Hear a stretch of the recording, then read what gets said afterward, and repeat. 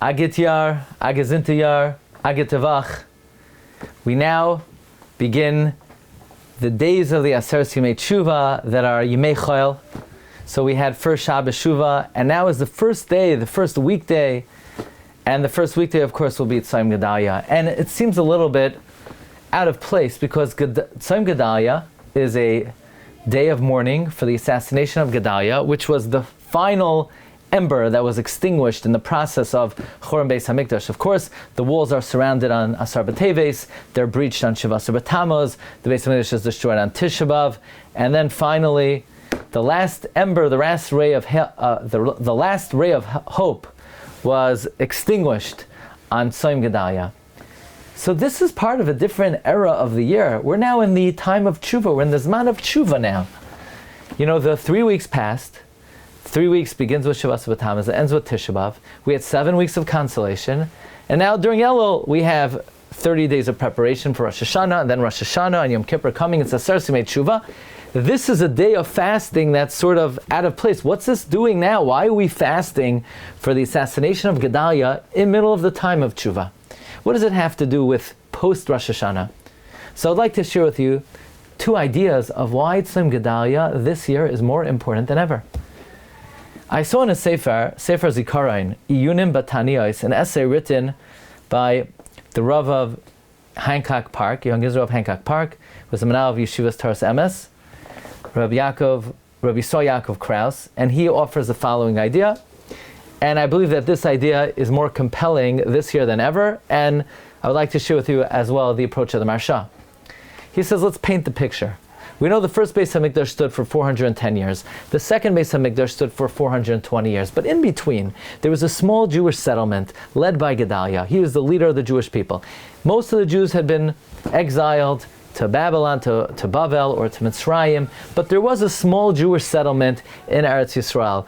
But because Gedaliah did not take the right precautions, he was assassinated on Tzom Gedalia. You know, what would have happened if that settlement of Jews remained between Bayis Rishon and Bayis Sheni?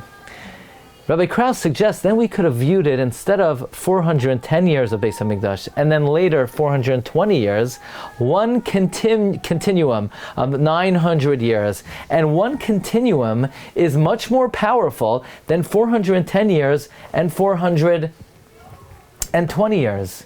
Because then it would be one continuous Zman. And I'll explain. But what happened was, Gedaliah was assassinated. And because of that, there was a sever in between these 2 eras in history. And the second Beis HaMikdash never was able to recapture the greatness of the first Beis HaMikdash. And when the Levium came back in the time of the second Beis HaMikdash, the Levium saw the second temple paled in comparison. There was no Aron, there was no Urim V'Turim, there was no Eish Min HaShamayim, there was no Shechina, there was no Ruach HaKodesh. And the reason for that is they lost all the momentum. You see, Ruchnius is all dependent on continuity. Like Reb Chaim Shmulevitz explains that when Rabbi Kiva heard that his wife said, I'll gladly let my husband go back for another 12 years, he didn't stop and say, hello, how are you? I appreciate the first 12 years. He went right back to the Beis Medrash because he knew that 24 consecutive years is much greater than 12 and 12. You know, I always like to say it's like charging your cell phone. You charge it for 5 minutes, it goes up 1 point, 1 degree. It goes up from 5% to 6%. You charge it for an hour, it goes up from 5% to 10%. But you let it really go for 3 hours, then it'll go up to 100. It needs to warm up, it needs continuity. You can't break it up in piecemeal. Spirituality is very much dependent on continuity. You don't want to break the momentum. It's a tragedy to break the momentum. The Fast of Gedalia teaches us, if only that settlement would have continued instead of 410 years and 420, they would have continued for 900 consecutive years, including the 70 years in between. And this is critical when it comes to the aftermath of Rosh Hashanah. And it's more critical this year. We just had 2 days of Rosh Hashanah. We're on a spiritual high.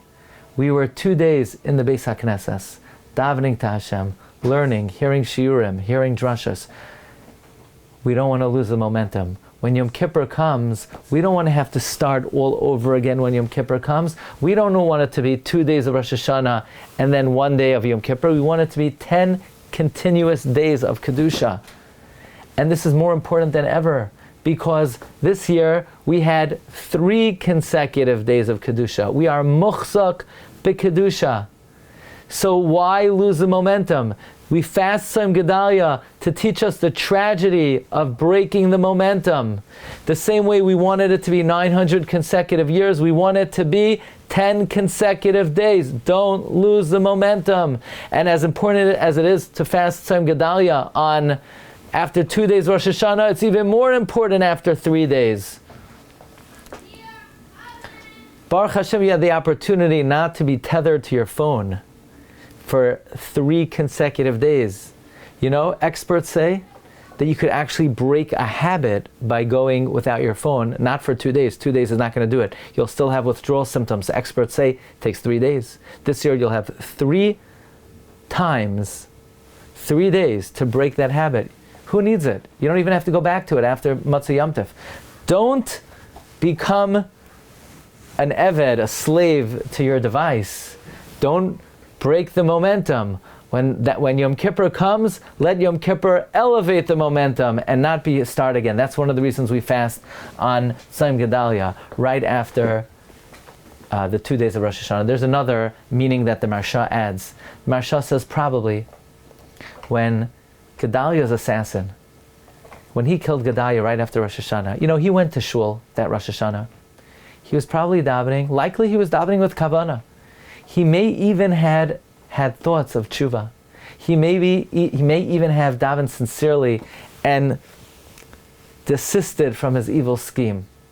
But when Rosh Hashanah was over, the tragedy was he wasted Rosh Hashanah. He did not allow Rosh Hashanah to change his life. We fast Tzom Gedalia as a reminder of the great tragedy that could happen if you don't take advantage of Rosh Hashanah. What a tragedy is if you don't allow a Rosh Hashanah to change you. And as important as it is to safeguard Rosh Hashanah after 2 days, I would say it's even more important this year after 72 straight hours of Kedusha, a Rosh Hashanah, and the Shabbos Shuvah. So Tzom Gedalia reminds us, don't break the momentum. Tzom Gedalia reminds us of the tragedy of not capitalizing on Rosh Hashanah. And therefore, as important as Tzom Gedalia is ordinarily, it's even more important after a Rosh Hashanah and the Shabbos Shuvah. May Hashem grant us all siyata d'shmaya to take advantage of these precious moments, and we should be zoicha la'asos tshuva shlema a good gebencht year.